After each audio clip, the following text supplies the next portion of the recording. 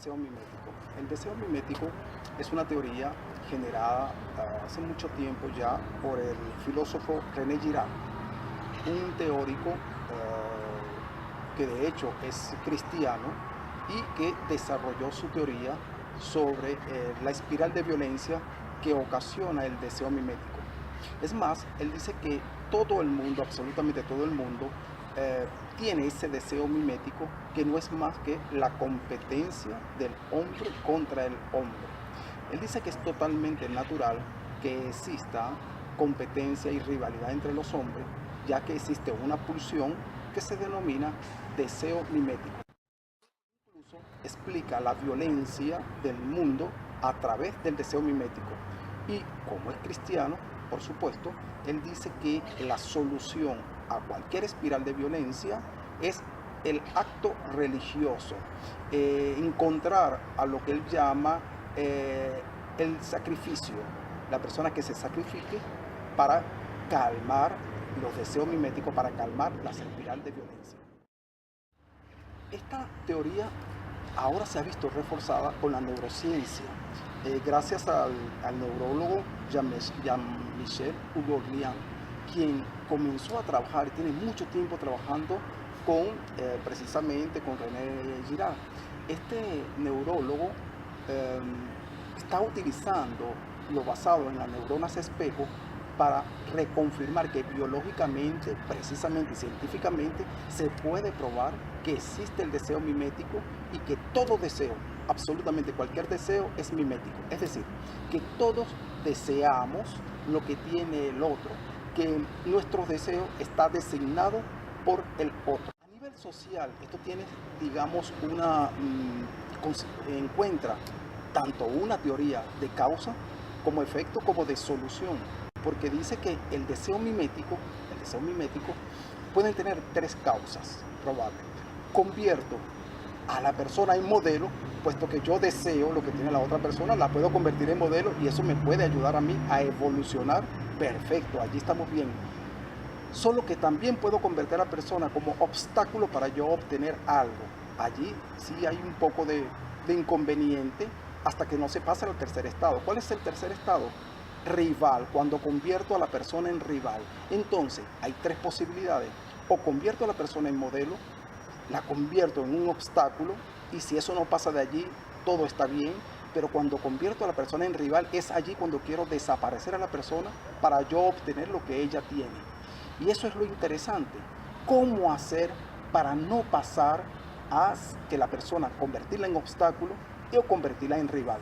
Porque en ambos casos, allí es donde pueden surgir precisamente o iniciar el espiral de violencia. Todo esto nos lleva a que, como estamos dentro de un mundo de polaridades, y dentro de esas polaridades tenemos dos grandes fuerzas dentro de nosotros. Tenemos una fuerza que tiende hacia la competencia, pero afortunadamente tenemos una fuerza que tiende hacia la cooperación, lo cual vamos a explicar un poco más adelante y vamos a reforzar de por qué existe la cooperación y es algo totalmente natural. La competencia precisamente genera exclusión, genera irrespeto, genera, digamos, rivalidad y, por supuesto, ya lo habíamos hablado, genera obstáculo y desaparición del otro. Por el contrario, la cooperación tiende a la inclusión, tiende hacia el respeto, tiende hacia la aceptación del legítimo otro.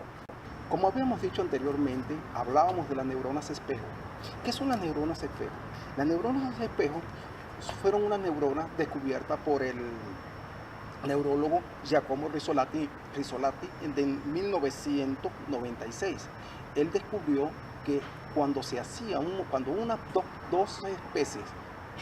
una de ellas hace un movimiento, la otra especie remeda ese mismo movimiento en su interior. Y por lo tanto, lo mismo que está haciendo la primera, lo está haciendo la segunda. Y allí es donde surgió casualmente lo que se denominó neuronas espejos. Y gracias a estas neuronas espejos, ahora se puede determinar el carácter neurosocial del cerebro. Sí, el cerebro tiene un carácter neurosocial, es decir, que el cerebro de una persona necesita del otro para mantenerse estable. Y fíjense, esto es algo realmente fabuloso. Necesito del otro para mantenerme estable. Es una tendencia biológica, es una tendencia que nos las da precisamente las neuronas espejo. Es decir, que cuando me encuentro en plena soledad, eso puede ser satisfactorio, solo que inmediatamente es posible que yo pueda sentir la pulsión de estar con el otro. Eso podría ser explicado por el carácter neurosocial del cerebro, basado, por supuesto, en las neuronas espejo, lo cual aclararemos un poco más adelante.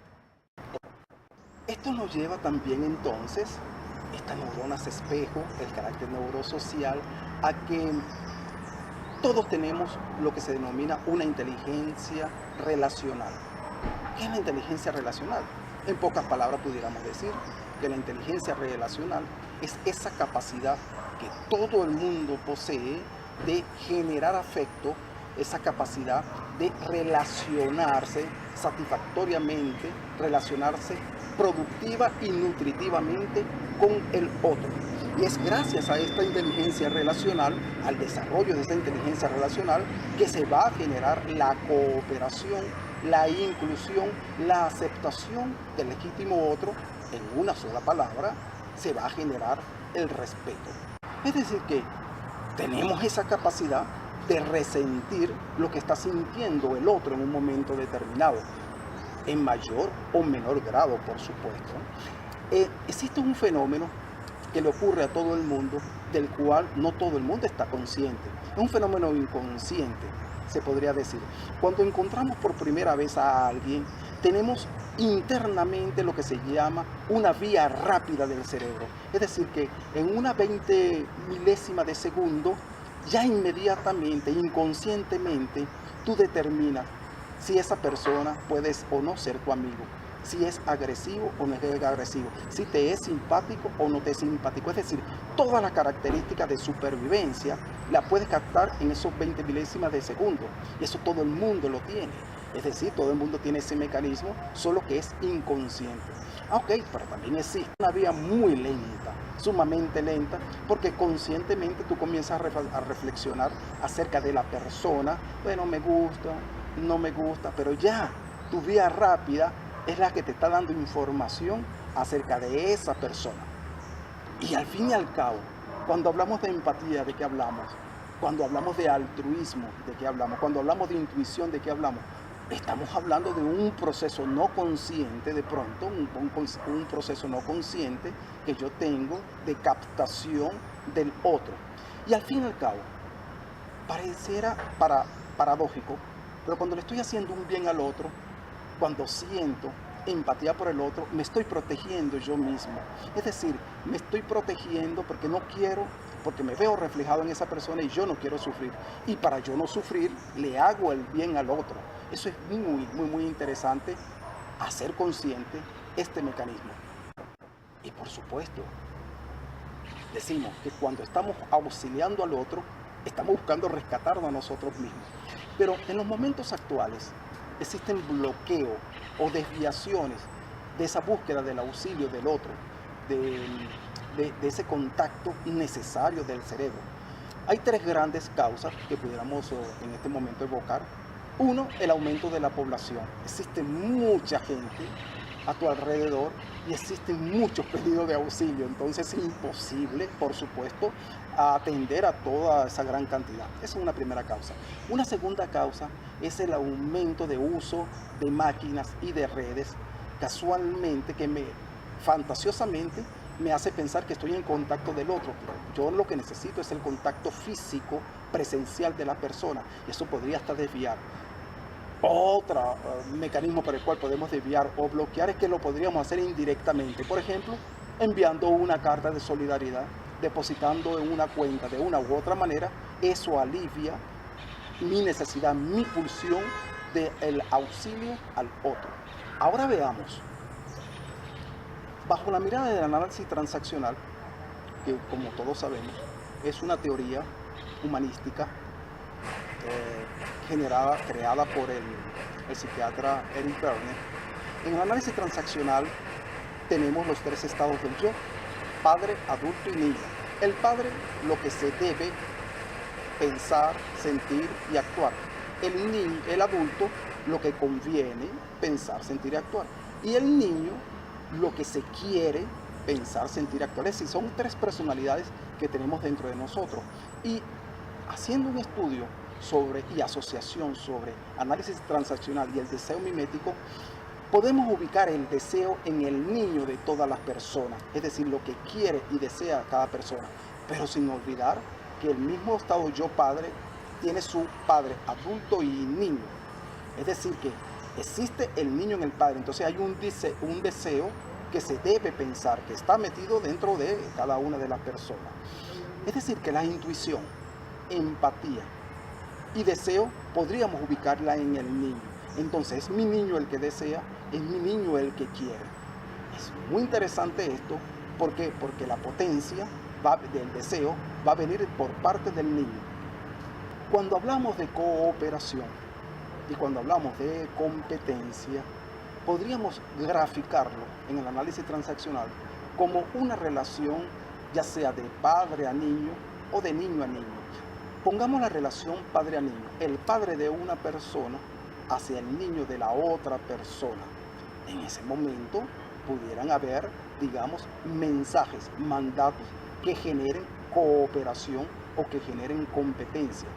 Dentro de la misma persona, su propio padre interno puede estimularle a la cooperación o puede estimularle hacia la competencia. ¿De qué depende de eso? Eso depende del ambiente, del programa de vida, del argumento que ha empleado la persona a lo largo de su existencia y a lo largo de su interrelación y el hábito que él ha generado dentro de sus relaciones internas y externas, es decir, intra e interpersonal. Es decir que si mi estado yo padre, adulto y niño, intervienen precisamente en todo esto que estamos llamando cooperación y todo aquello que estamos llamando competencia, porque los tres estados son necesarios precisamente para yo pensar, para yo sentir, para yo decidir, para yo actuar, ya sea la cooperación y la competencia. Es importante hacer consciente lo inconsciente, es decir, es necesario que yo haga una retrospectiva de cuál de las tendencias predominan en mi persona. Aunque yo tengo esa tendencia a cooperar y a competir de una manera natural, tal y cual como lo hemos especificado previamente, entonces es importante hacer consciente la conveniencia de cooperar. Pero para utilizar el adulto, que es la parte conveniente, es importante que yo consulte a mi padre interno, que yo consulte a mi niño y que quien tome la decisión sea el adulto. Y hacer esto un acto repetitivo, es decir, utilizar incluso la imitación, utilizar mi emoción, que es la parte de mi niño, y por supuesto actuarlo y repetirlo tantas veces hasta que se me haga un hábito. De una u otra manera, la cooperación yo puedo hacerlo un acto consciente, repetitivo, incluso un acto automático, totalmente automático. Entonces, utilizando los instrumentos del análisis transaccional, tal como caricias, simbiosis, los estados del yo, los juegos psicológicos, estructuración del tiempo, mini argumento, trabajo con grupo, todos los instrumentos, podríamos decir que cuando estoy en okeidad, es decir, cuando lo uso de manera nutritiva, estoy fomentando la cooperación, estoy fomentando la aceptación del otro. Es decir, que de una u otra manera está disminuyendo mi sentido de competencia. Y al contrario, cuando utilizo de manera la parte tóxica, la parte, digamos, negativa de estos instrumentos, caricia, estructuración del tiempo, juego psicológico, yo estaría del lado de la competencia.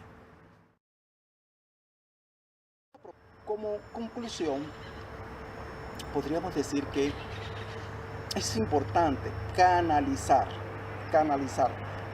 la competencia, que es el inicio de la espiral de la violencia, y generar la cooperación. Y una propuesta que traemos el día de hoy es precisamente desarrollar la inteligencia relacional que todo el mundo tiene. que absolutamente todos poseemos, es decir, esa capacidad de afecto, esa capacidad de sentir empatía por el otro, esa capacidad de asociarme e incorporar el otro en mi vida. Y podríamos iniciar con el desarrollo de los estados del yo, del lado ok, de la okeidad. Tomar conciencia de estas dos grandes fuerzas que tenemos, tanto competencia como cooperación, hacer una reflexión consciente de que conscientemente yo necesito del otro y por lo tanto me conviene cooperar, diseñar estrategias de cooperación y sobre todo, pensar en la cooperación, sentir la cooperación y actuar la cooperación. Sin la acción de la cooperación no me va a garantizar el hábito y la repetición que habíamos hablado previamente. Si no actuamos la cooperación, esto se quedará en mera teoría, en mero pensamiento, en mero sentimiento, mas no se llevaría a cabo. Muchas gracias.